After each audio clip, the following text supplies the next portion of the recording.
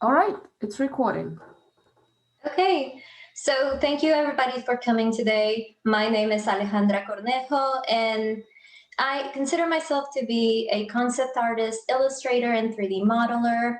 I am also a senior here at Southern Arkansas University with a degree in game design, simulation, and animation. Moving on to some of my influences, I would like to say Hayao Miyazaki was a major influence, especially in the part of whenever I was growing up. And he is a Japanese animator, director, producer, screenwriter, author, and manga artist. And ever since I was little, I just watched mostly all of those movies that he's created, such as Princess Mononoke, Spirited Away, My Neighbor Totoro, and so on and so forth. Another one of my major influences is Kaname Fujioka, and he is a Japanese game designer and artist at Capcom.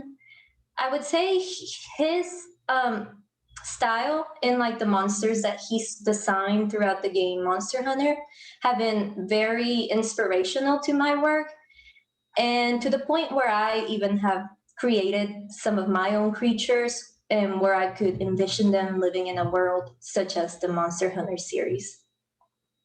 So some of my work, some creature concepts.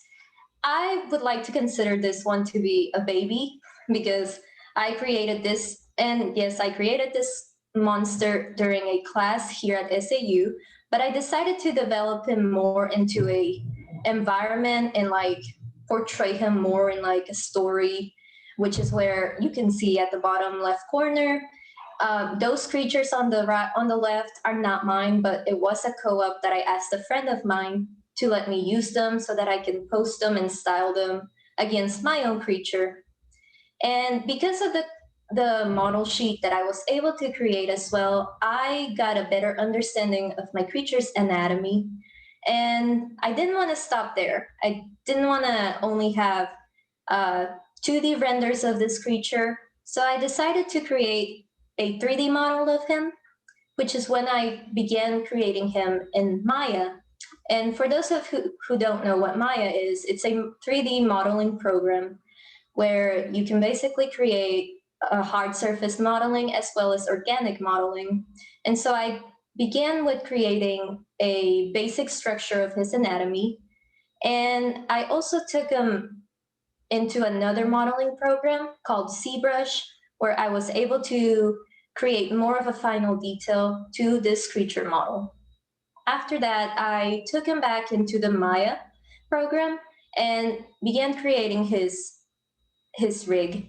And what a rig is, to put it in simple terms, it's kind of like a skeleton where, and on the right side, you can see those circles. I know it looks a little bit crazy right there, but those circles are called controllers, and they can be easily assigned to each individual joint, which helps later in the future. You can model, you can pose this creature, and you can animate them in the future. And it's what I did right here. After I set his textures on, I was able to finalize my character concept in a 3D environment. And this is what it was. So moving on to some of my creature designs. This is my Rosé fawn. He is a very agile creature with razor sharp talons. And as you can see, he has two individual tails, and he can use those as weapons as well, since they're really, really sharp at the end. This is my Cryoquetzal. This is a creature that lives in the Andes Mountains in far western Argentina. And he is a very hermit creature and only comes out during the night when there's a full moon. Moving on to my Nyctogryph, he is a nocturnal creature, but very highly intelligent. And this is my Umber Hulk. I would like to give credit to the game Dungeons and Dragons for the inspiration behind it. And this is just like my own design of what the creature would look like. They're typically solitary creatures. They live deep within the earth, loves to burrow, and dislikes light. Now, moving on to one of my own personal projects, It's called a regular class. And these are the following characters that I'm about to show are within a story that I am currently in the process of creating. And just a little overview of what the story is. It takes place in a universe where superpowers and quirks exist. However, they are illegal to use. But of course, where there's good, there's evil. And so the government has issued like a program where only a selected few individuals can be allowed to use these powers for the good of the community. So this is one of my main characters. His name is Gurren. And if you remember back to the first slide, his quirk are Hydra shadow hands. And then another one of my main characters, her name is Nyx. For her quirk, I didn't want to disclose any information towards it because I feel like that would be a major spoiler if I were to finish my story. And this is Dasan.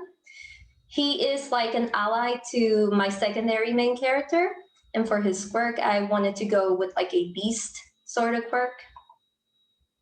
And then moving on to Vexic. Vexic is more of like a playful character. He is very cunning and manipulative. And for his quirk, I kind of wanted to give him something similar to his personality. So it's Puppeteer. Now moving on to some of the projects that I've done within video games. This was for a video game called Alley Bash. And during this game was particularly a retro pixelated game. So I was mainly in charge of creating the concepts for two of the boss levels. So as you can see on the left, there's the basic digital concept of them. And moving on to the middle section, you can see their pixelated versions where I created them in a program called A-Sprite. And then on the far right, you can see their sprite sheets. And a sprite sheet is basically like a simple animation of what these characters are supposed to be doing during the gameplay. I was also in charge of creating some of like the pixelated environmental art. And these were also put in the game. So you can see some of the screenshots that were taken in the game, during the game. And you can see some of like the environment as well as one of my boss characters as well. Now moving on to another game project that I had called Bon Voyage. I was mainly in charge of creating the UI art as well as the pause menu and the main menu screen. But not only that, I was also in charge of creating our team logo, and hopefully the audio comes out in the short animation that I'm about to show you. But I kind of wanted to create sort of like a neon sign turning on. And that is it. Thank you so much for listening.